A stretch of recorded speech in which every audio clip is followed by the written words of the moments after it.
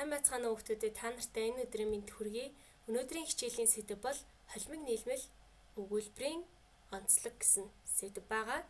За өгүүлбэрийг энгийн өгүүлбэр, нийлмэл өгүүлбэр гэж хоёр ангилдаг. За энгийн өгүүлбэр нь дотроо цөм өгүүлбэр, цөм бус өгүүлбэр гэсэн хоёр төрөлтэй. За харин нийлмэл өгүүлбэр нь зэрэгцсэн нийлмэл өгүүлбэр, өсөрсөн нийлмэл өгүүлбэр, харилцаа өсөрсөн нийлмэл өгүүлбэр гэсэн холбогдож буй хэв шинжээрээ ингэж гурван ангилдаг. Тэгэхээр өнөөдөр бид нэр энэ хэв шинжүүд хоорондоо холилдож орсон нэг өгүүлбэрийн тухай үзэх гэж байна.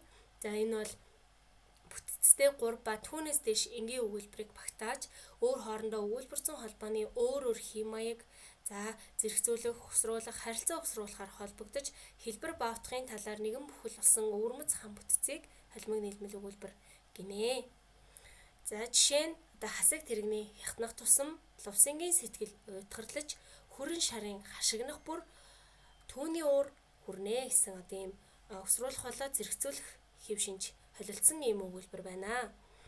За энд бас нэг өгүүлбэрийг жишээ аваад түүн дээрээс холимог нийлмэл өгүүлбэрийн бүтцийн талаарх мэдлэгээ олж авцгаая. За сэлэнгийн шар намар, замын тоос, ажлын цуурай, тэнгэрт хадаж ахын авчирч өгсөн хүүртэй айраг усанд орж байгаа адуу шиг шаагнаа гэсэн өгүүлбэр нь за тоос цуурай хадна, ах авчирч өгсөн, адуу усанд орно, айраг шаагна гэсэн дөрвөн энгийн өгүүлбэрээс бүтсэн байна.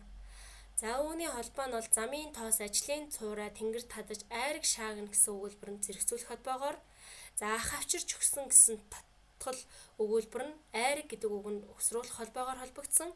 За усанд орж байгаа гэдэг татгал өгүүлбэр нь адуу гэдэг үгэнд мөн өсөрч найрч холбогдсон. Дөрвөн энгийн өгүүлбэр зэрэгцүүлэх, усруулах хоёр холбоогоор холбогдсон байна.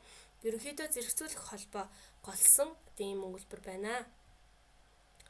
За холимог нийлмэл өгүүлбэрийн бүтцийн хэм маяг дараах дөрвөн загвартай байдаг. За нэгдүгээр нь болохоор зэрэгцсэн нийлмэл өгүүлбэр дээр харилцаа өсөрсөн нийлмэл өгүүлбэр байх жишээний.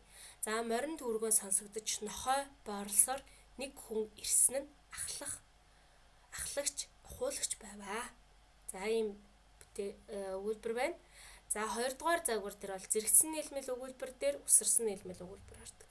За тансаг говьд зэрэглээ сүүмэж өргөн тэнгэр дээр нь хөхөрөхөд өнчин цаг бүртийнэ.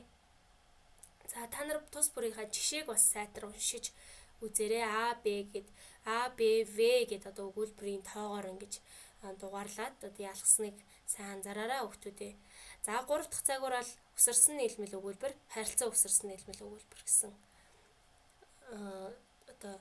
хэлбэртэй байна. За харанхуй болмогц манай цонхон доогуур зэвсэг тээсэн машин зэргүүд өнгөрөх нь үргэлжлэн сонсогдно. За энд нийтд 4 өгүүлбэр байх жишээний. За дөрөвдүгээрт зэрэгцсэн нийлмэл өгүүлбэр, өсөрсөн нийлмэл өгүүлбэр, харилцаа өсөрсөн нийлмэл өгүүлбэр гэсэн ийм бүтц байна. За сая зурсан болохоор зураг нь гоёмсог бөгөөд нарны туяанд будаг нь солонгорох нь үнэхээр сайхан. За энэ дээр зурсан болохоор гэл өгүүлбэр байна. Зураг нь гоёмсог бөгөөд гэд холбох үгээр холбогдож зэрэгцэж байна. За тэгээ будаг нь солонгорох нь сайхан гэдэг энэ хооронд харилцаа өсөрсөн байх. Ийм холимог нийлмэл өгүүлбэрийн хэм маяг байдаг байх нэ. За хичээлдээ анхаарлаа хандуулсан хүүхдүүдтэй баярлалаа. Дараагийн хичээлээр уулзцгаая.